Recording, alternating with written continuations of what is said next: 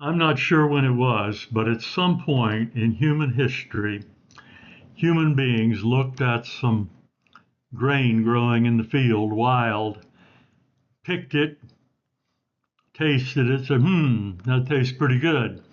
And then they thought, wonder what would happen if we dried it out, ground it up, mixed it with some water, and baked it on this new stuff that we just discovered called fire. And they made bread. But I know that throughout biblical history, bread has had a prominent place, even becoming a euphemism for all food.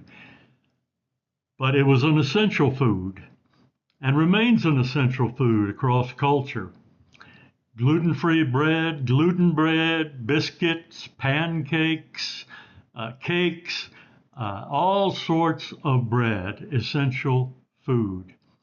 And so there came a time in the wilderness after the children of Israel had escaped from slavery in Egypt, and they're wandering around in the wilderness, and there's nothing growing out there, and they're running out of food, and they were told to look up and then look down, and God sent something called manna. And manna is a word that really meant, what is it? Because nobody knew what it was.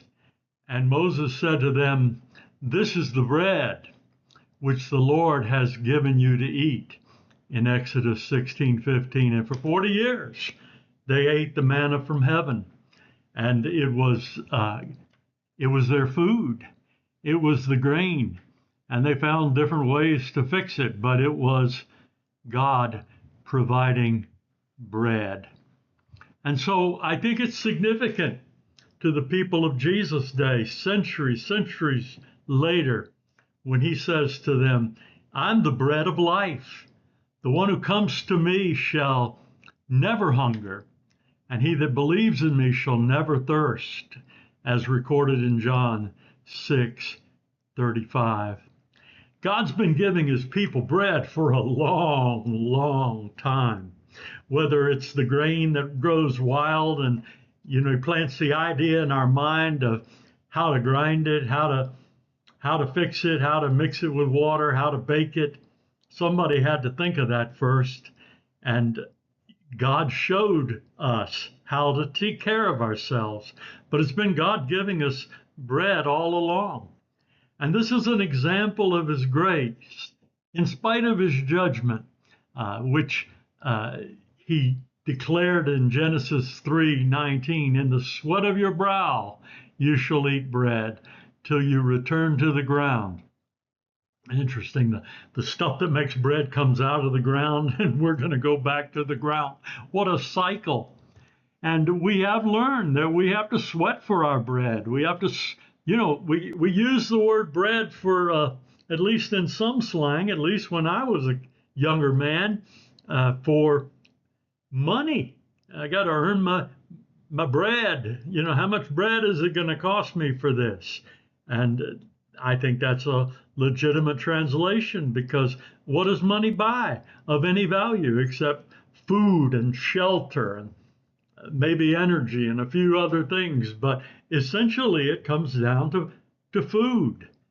It's certainly more generous than Abraham, when in Genesis 21:14, Abraham rose up early in the morning and took bread and a bottle of water and gave it to Hagar, and putting it on her shoulder and the child, and sent her away. Well, that's the very bare minimum, isn't it? That's not one of the brightest moments in the history of God's dealings with people, when you see how Abraham and Sarah treated Hagar and Ishmael.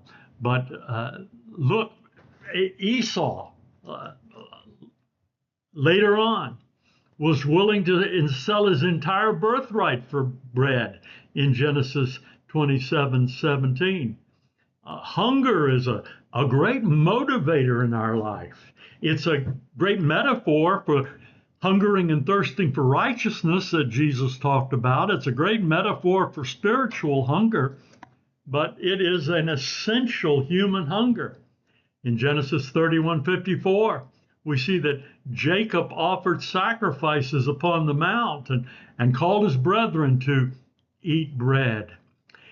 There's another thing about bread. Bread becomes a gathering place for fellowship, for camaraderie, for sharing the common life.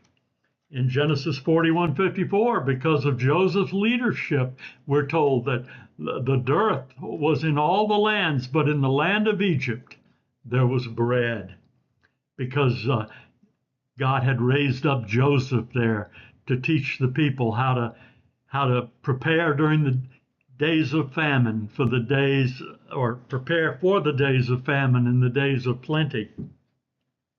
And so to store up grain.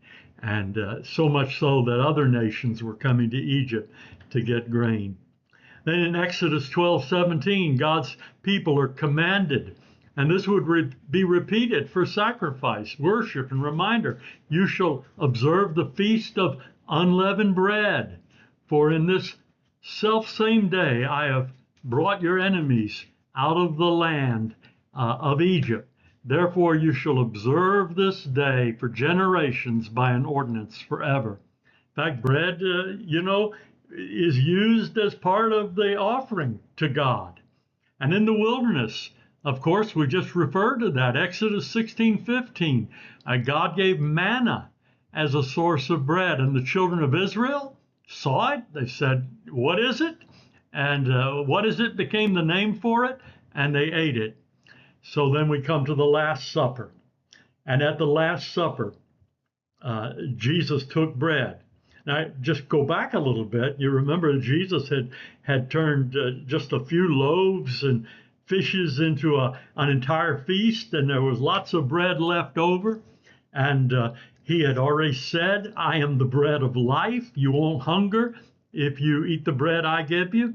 Well, at the Last Supper, he takes the bread, he broke it, and he gave thanks.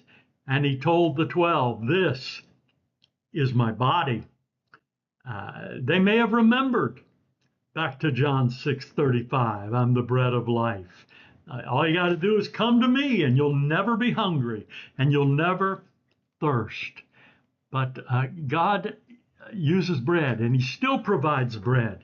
Physical bread, spiritual bread, sacrificial bread, bread that is his own body, and we who are his body as a nourishment for his people and for the world. We need to receive it with gratitude. But all that we need to live, all that we need to live physically, and all that we need to live spiritually comes from him. And so we sit at the table with Jesus this morning, and whatever bread we take, whatever nourishment we take, we hear him say, "Take, eat, this is my body."